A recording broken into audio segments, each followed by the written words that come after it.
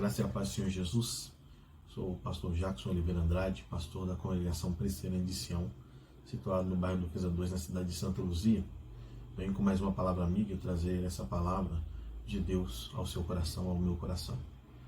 Acompanhe comigo o texto lá em Evangelho segundo Marcos, capítulo 9. Eu vou estar lendo do versículo 1 a 13.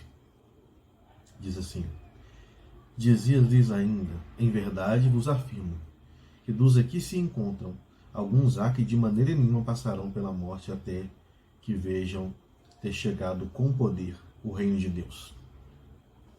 6 dias depois tomou Jesus consigo a Pedro, Tiago e João e levou a sós à parte a um alto monte, foi transfigurado diante deles. As suas vestes tornaram-se resplandecentes, sobremodo brancas, como nenhum lavadeiro na terra as poderia alvejar. Apareceu-lhe Elias com Moisés e estavam falando com Jesus. Então Pedro, tomando a palavra, disse: Mestre, bom é estarmos aqui e façamos 3 tendas. Uma será tua, outra para Moisés e outra para Elias. Pois não sabia o que dizer por estarem eles aterrados.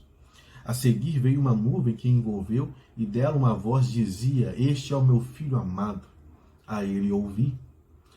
E de relance, olhando ao redor, a ninguém mais viram como ele, senão Jesus.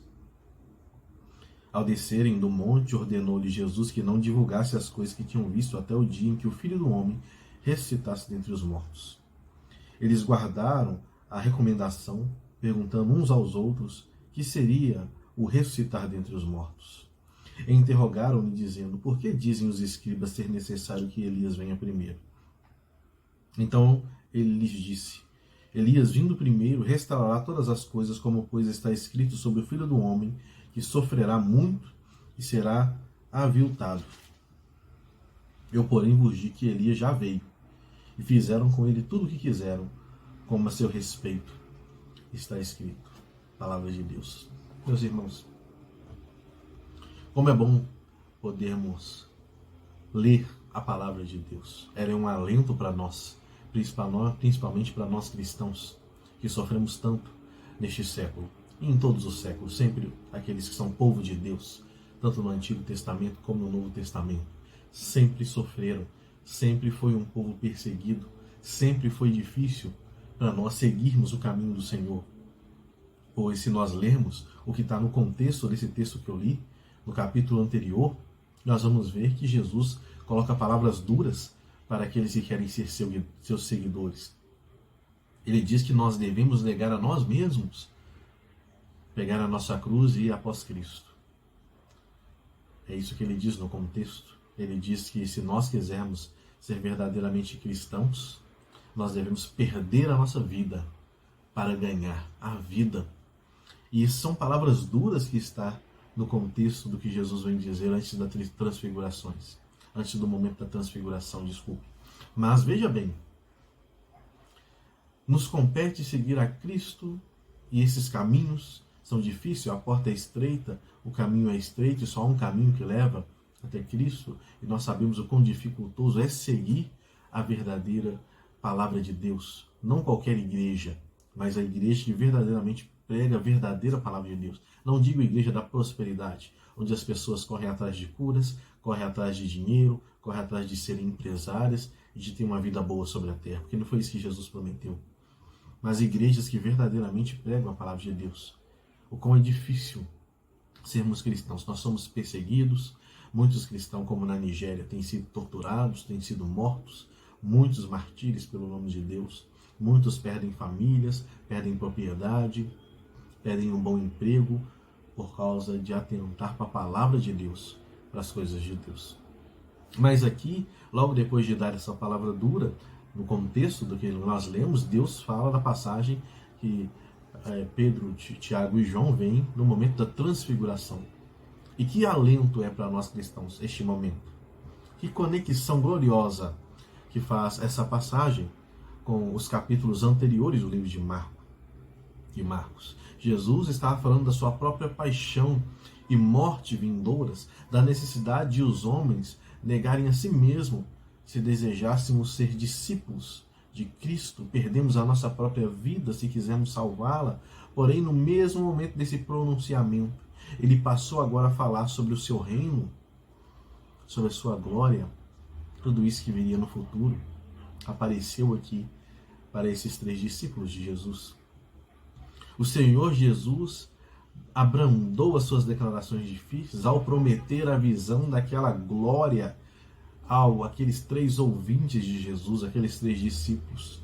E no relato sobre a transfiguração que é registrado aqui, nós vemos o cumprimento dessa promessa da glória futura que irá alcançar todo aquele que aguardar verdadeiramente em Cristo Jesus. Nesses versículos que nós lemos, nesses 13 versículos de Marcos 9, eu quero chamar a nossa atenção a 3 coisas. A primeira dela é a maravilhosa visão que aqueles discípulos contêm acerca da glória de Cristo, do povo de Cristo, a glória que nós, como povo de Cristo, teremos na segunda vinda de Jesus. Não há dúvida de que esse foi um dos principais propósitos da transfiguração.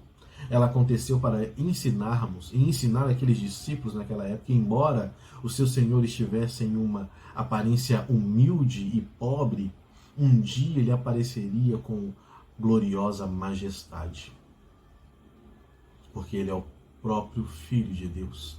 A transfiguração teve o propósito de ensinar aos homens que quando o Senhor Jesus voltar, seus santos como Moisés e Elias voltarão junto com ele.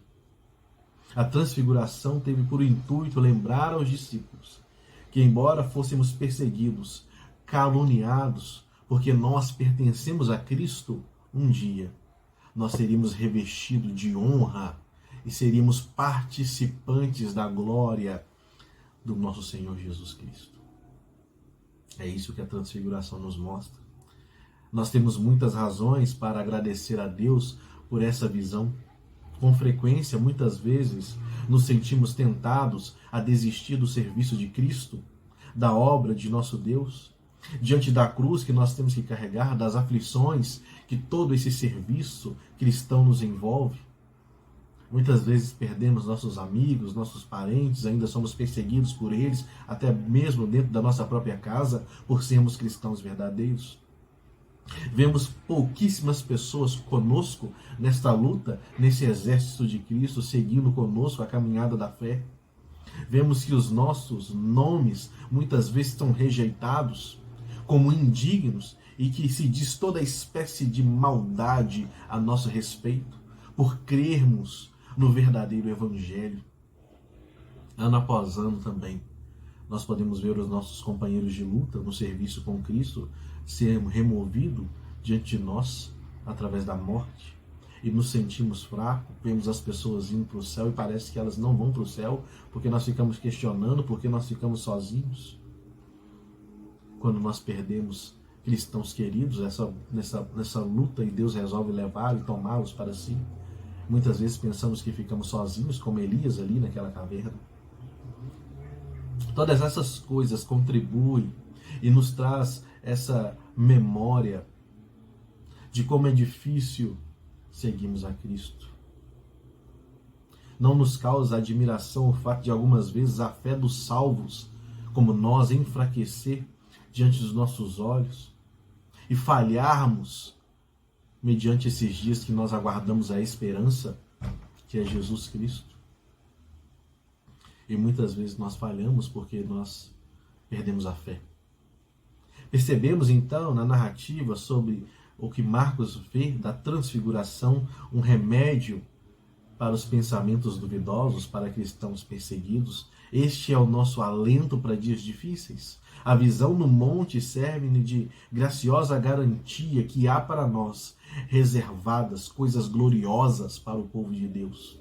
O Salvador crucificado voltará outra vez com grande poder e glória. Todos os seus santos virão ele, e até os dias felicíssimos chegar, nós estaremos, é a promessa de Deus, em plena segurança com ele. Podemos esperar, meus irmãos, pacientemente, por mais que os dias sejam de lutas, que os dias sejam difíceis, nós podemos esperar com paciência. o apóstolo Paulo fala em Colossenses capítulo 3, versículo 4. Quando Cristo, que é a nossa vida, se manifestar, então vós também sereis manifestados com ele em glória. Isso compensa todo o nosso sofrimento do presente. A segunda coisa que nos chama a atenção nessa passagem de Marcos 9 é a forte expressão do apóstolo Pedro. Quando ele contemplou seu Senhor transfigurado, ele declarou: Mestre, bom é estarmos aqui.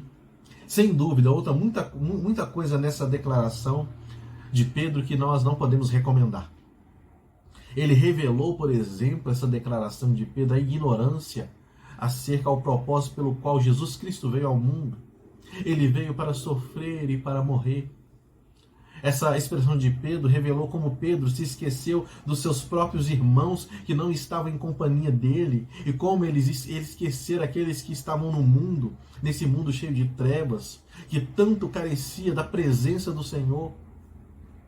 Acima de tudo, a proposta que ele fez no sentido de construir 3 tendas, uma para o Senhor, uma para Moisés, outra para Elias, demonstrou a baixa consideração pela dignidade de seu Senhor e deu a entender de que ele não sabia que ali estava alguém maior do que Moisés e Elias. Em todas essas coisas, então, a exclamação daquele apóstolo é mais condenável do que elogiável. Porém, após termos dito isso, não deixemos de observar a imensa felicidade, a imensa alegria que essa visão gloriosa conferiu àquele discípulo amado. Percebemos em seu grito fervoroso, ele diz: Mestre, bom é estarmos aqui. Quanto conforto e quanta consolação a visão da glória de Cristo pode conferir a um verdadeiro crente. Procuremos olhar adiante buscando ter a ideia do prazer que os santos vão experimentar quando finalmente se encontrarem com o Senhor Jesus em sua segunda vinda, para nunca mais nos separarmos dele. Uma visão de poucos minutos foi suficiente para despertar no coração de Pedro, para aquecer o coração de Pedro e dizer: bom é estarmos aqui. Poucos minutos. Imagine a glória que nos espera, a glória eterna, quando Cristo voltar na sua segunda vinda. A visão de 2 santos na glória foi tão encorajadora e vivificadora para o apóstolo Pedro. De bom grado teria ficado mais e desfrutado mais se ele pudesse, de tão bom que era aquilo. Porém, o que nós diremos quando vimos nosso Senhor Jesus Cristo aparecer no último dia em companhia de todos os seus santos? O que diremos quando a nós mesmos for permitido compartilhar da sua glória e gozar da sua bem-aventurada companhia e da companhia dos remidos em Cristo, sentindo que nunca mais sairemos do gozo do nosso Senhor? Essas são indagações às quais nenhum homem é capaz de responder. A felicidade daquele grande dia de ajuntamento de todos os crentes dos 4 cantos da terra é tamanha que nesta vida nós não somos capazes de conceber. Os sentimentos dos quais Pedro recebeu um pequeno vislumbre, um pequeno antegozo, serão nossos. Esse sentimento de Pedro, quando viu aquele momento da transfiguração, será o nosso sentimento naquela ocasião, em toda a sua plenitude, na volta de Cristo Jesus. Todos nós um dia vamos dizer com um só coração, em uma só voz, quando nós contemplarmos Cristo e todos os seus santos reunidos junto a Ele: Mestre, bom é estarmos aqui. Esse é o motivo de grande alento para o nosso coração. Nós somos perseguidos agora, mas nos espera um futuro glorioso em Cristo Jesus. A última coisa que eu quero chamar a sua atenção é o testemunho distinto que esse incidente confere ao ofício, à dignidade de Cristo na qualidade de Messias prometido. Nós o encontramos inicialmente no aparecimento de Moisés e de Elias. Por que aparecem Moisés e Elias? Eles são representantes da lei e dos profetas. Moisés é o representante da lei Elias é o representante dos profetas. Eles vieram como testemunhas de que Jesus é aquele que se fala a lei, é aquele que se fala os profetas da antiguidade, a respeito de quem escreveram, a respeito daquele que viria. Esses dois homens testificam a lei e os profetas, que Cristo é o Senhor. Eles desaparecem após alguns minutos, deixando o Senhor sozinho, como que para mostrar que eles eram apenas testemunhas e que, vindo o Senhor, os servos concedem a ele o lugar de maior preeminência, porque ele é o Cristo. Em segundo lugar, nós vemos esse testemunho na voz miraculosa que veio do céu dizendo: "Este é meu filho amado, a ele ouvi." A mesma voz de Deus Pai, ouvida por ocasião do batismo de nosso Senhor Jesus Cristo, foi novamente ouvida por ocasião do momento da transfiguração. Em ambas as oportunidades, houve a mesma declaração solene: "Este é o meu filho amado." Mas nesta última, no momento da transfiguração, Deus Pai acrescenta três importantíssimas palavras. Ele diz: "A ele ouvi." A totalidade da visão teve por objetivo deixar nas mentes dos três discípulos uma impressão duradoura. Ensinou-lhes de maneira notável que o seu Senhor estava muito acima deles e dos profetas, da mesma forma que o dono de uma casa está acima dos seus servos, e também que os discípulos devem todas as coisas, crer em Jesus, seguir a Jesus, obedecer a Ele, confiar nele, ouvir Ele. "Este é o meu filho amado, a Ele ouvir."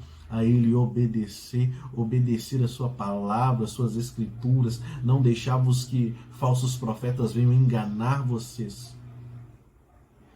Por fim, as últimas palavras proferidas pela voz celestial devem estar sempre na mente de todos nós, cristãos verdadeiros. A nós compete ouvir a Cristo. Jesus é o grande mestre. Aqueles que quiserem ser sábios, se você quer ser sábio, você precisa aprender com Jesus. Jesus é a luz do mundo, e se você quer apreciar essa luz, você não pode errar o caminho, você tem que seguir Jesus. Ele é o cabeça da igreja.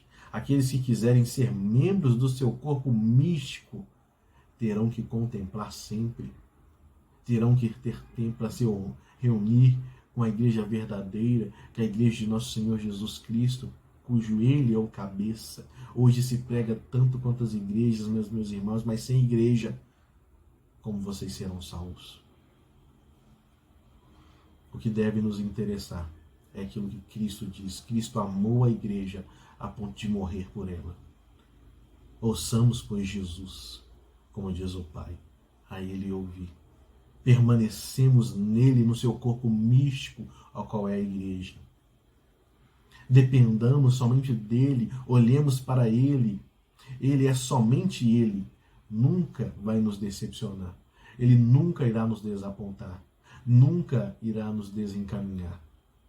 Felizes são aqueles que conhecem e experimentam o significado do que esse texto diz. E eu quero citar esse texto agora, que está lá em João 10, 27 e 28, que diz assim: "As minhas ovelhas ouvem a minha voz. Eu as conheço, elas me seguem. Eu lhe dou a vida eterna. Jamais perecerão eternamente. E ninguém as arrebatará da minha mão." Palavra do nosso Deus. Que Deus possa te abençoar neste momento com essa palavra. Por meio das perseguições que nós vivemos, o que nos aguarda é um momento de grande glória na vinda de nosso Senhor Jesus Cristo no futuro. Tenhamos paciência em esperar, para que no momento que Ele vier como ladrão, nós possamos estar vigiando e não dormindo. Porque Cristo nos levará com poder e grande glória, e é isso o nosso alento nos dias em que vivemos hoje. Que Deus abençoe grandemente a sua vida. Mais uma vez, eu sou o pastor Jackson Oliveira Andrade, pastor da Congregação Presbiteriana de Sião, situado no bairro Duquesa 2, no município de Santa Luzia. Vou estar deixando aí para vocês o endereço da igreja mas também os dias de culto. Você que puder, venha nos fazer uma visita, venha participar dessa Assembleia de Sãos, e que Deus possa abençoar a sua vida com essas palavras. Deixo aqui o meu abraço e até a próxima palavra amiga.